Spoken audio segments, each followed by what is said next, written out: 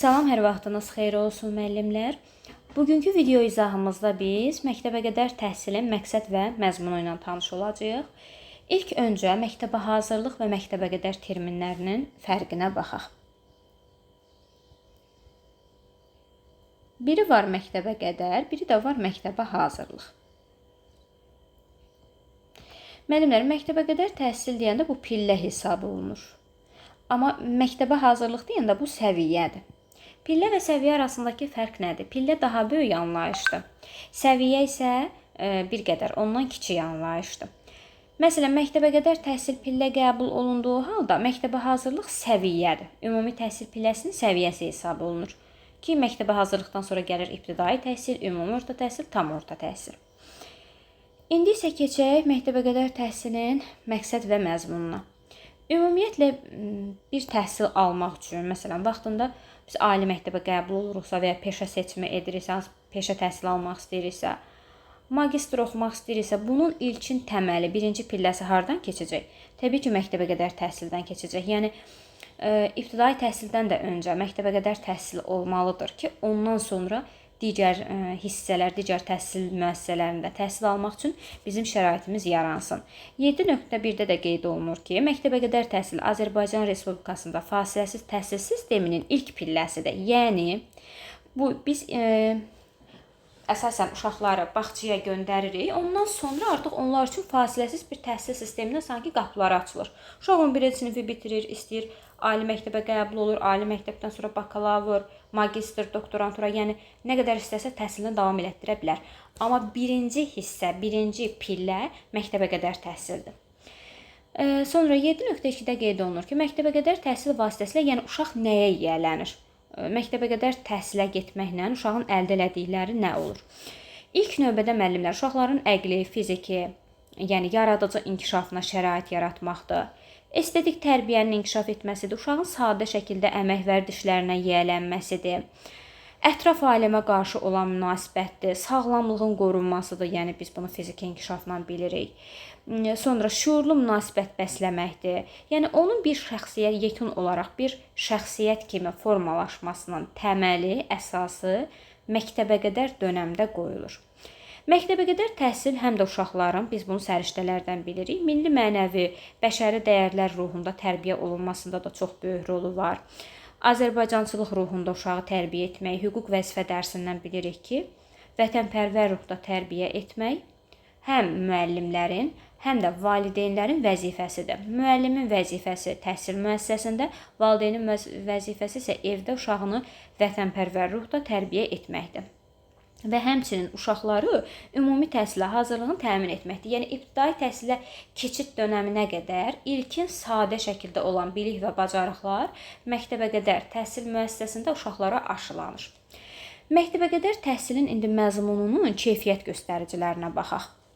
Cəmiyyətə deyir sosial uyğunlaşma, yəni uşaqların sosial-emosional inkişaf sahəsidir, başqaları ilə ünsiyyətə girməsidir, kommunikativ, yəni bacarıqlarını inkişaf etdirməkdir. Məsələn, bir bağçaya gedən uşaqla bağçaya getməyən uşaq arasındakı fərqə biz baxsaq, nəzər yetirsək, görəcəyik ki, biri daha çox sosialdır, digəri isə introvert şəxsiyyət deyirik də biz buna.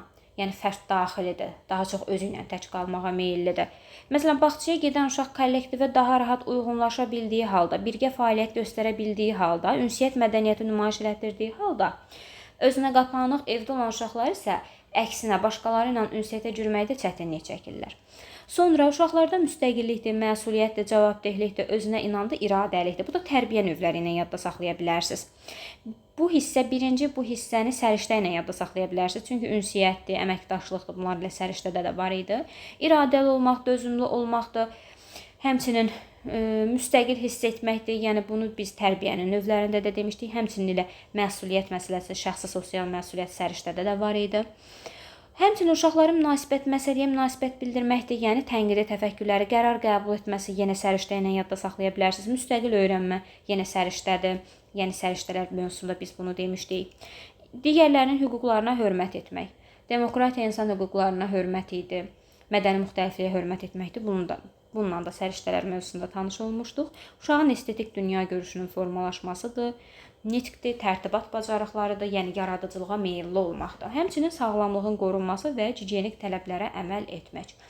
Gigiyenik tələblər məsələsi də yenə sosial, daha doğrusu fiziki inkişaf, sağlamlıq və təhlükəsizlik inkişaf sahəsində öz əksini tapırdı. Məktəbəqədər təhsilin təşkili qaydaları. Biz bayaqlarda vurğuladıq ki, müəllimlər, məktəbəqədər təhsil 1 və 6 yaş aralığına əhatə eləyir.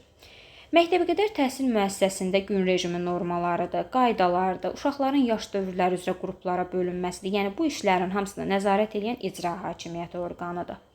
Məktəbəqədər təhsil müəssisəsində, yəni qruplar nəyə görə bölünə bilər? Ya uşaqların yaş qruplarına görə, ya da müəssisənin növünə görə müəyyən oluna bilər. Məktəbə hazırlıq 5 yaşlı uşaqlar üçün zəruridir. Biz bayaqları vurğuladıq ki, məktəbə hazırlıq deyəndə səviyyə nəzərdə tutulur ki, bu da 5-6 yaşı əhatə eləyirdi. Məktəbə hazırlıq məktəbəqədər təhsil müəssisəsində, ümumi təhsil müəssisələrində, habelə ailədə həyata keçirilir. Bu nə deməkdir? Yəni məktəbə hazır ümumiyyətlə uşaqların bağça dönəmləri ya məktəbəqədər təhsil müəssisəsində olacaq, yəni bağçada, ya ümumi təhsildə olacaq. Bu 5-6 yaşlı uşaqlar axı məktəbdə də göndərirlər. Orada uşaqlar təlim keçir, ya da ailədə həyata keçirilə bilər. Yəni elə uşaq var, elə valideyn var ki, ümumiyyətlə heç uşağını bağçaya qoymaq istəmir. Onu nəzərdə tutur və bu qaydaların hamısı yenə də icra hakimiyyəti orqanının nəzarəti altında olur. Məktəbəqədər təhsil müəssisəsi fəaliyyət göstərməyən ərazilərdə deyir valideynlərin istəyinə uyğun olaraq icma əsaslı qısa müddətli təlim qrupları yaradıla bilər. Biz bunlar haqqında məlumatı məktəbəqədər təhsilin anlayışlar video izahında, yəni orada geniş məlumat vermişəm ki, valideynin öz istəyi ilə, məsələn 2 saatlıq uşağını icma əsaslı müəssisəyə qoya bilər, əgər həmin ərazilərdə bağçalar təşkil olunmayıbsa. Yəni könüllüdür bu, istəkdən asılıdır. Ailə tipli icma əsaslı qısa müddətli təlim qruplarında məktəbəqədər təhsilin təşkili qaydası yenə icra hakimiyyəti orqanı tərəfindən müəyyən olunur. Və məktəbəqədər təhsil müəssisəsinə yəni ilk növbədə kimlər qəbul olunacaq? Şəhid ailələrinin, yəni övladlarıdır, Qarabağ müharibəsi, Vətən müharibəsi iştirakçılarıdır. Sonra tək işləyən valideynlərdir. Həmçinin orqanizm funksiyasının, yəni 60-100% pozuntusuna görə əlilliyi müəyyən edilmiş şəxslərdir. Hərbi xidmətdə olan valideynlərdir. Təhsil alan anaların uşaqlarıdır, çox uşaqlı ailədən olan uşaqlardır, qəyyumluqda olan uşaqlar qəbul edilirlər. Məktəbəqədər təhsil proqramı, görürsünüz ki, müəllimlər, mötərizədə qeyd olunubdur kurikulum. Yəni məktəbəqədər təhsil proqramı deyəndə nə başa düşürük? Ümumiyyətlə təhsil proqramı kurikulumla bağlı olduğuna görə burada kurikuluma aid olan bir terminlər görəcəyik. Məsələn, ümumi təlim nəticəsi kurikuluma aid olan termindir. İnkişaf sahəsi ümumi təlim nəticələri biz inkişaf sahəsinə məzmun xətti də deyirik. Kurikulumla bağlı termindir. Məzmun standartı, yəni bilik bacarıqdan ibarət idi. Yenə də aiddir məktəbəqədər təhsilin kurikulumuna. Qiymətləndirmənin özü kurikuluma aid olan termindir. Metodik tövsiyələr, təlim strategiyası, təlim strategiyaları deyəndə, yəni öyrənmə fəaliyyəti, təlim fəaliyyətini nəzərdə tutur. Daha da sadə şəkildə açıqlasaq, iş üsulları, iş formalarını deyir. Bunlar hər biri daxil olacaq nəyə? Məktəbəqədər təhsil proqramına, yəni kurikuluma. Və məktəbəqədər yaşlı uşaqların təhsili ilə məşğul olan bir də müəssisənin adları burada qeyd olunubdur ki, bu Körpələr evi, Körpələr evi uşaq bağçası, həmçinin uşaq evləri formasında fəaliyyət göstərə bilər.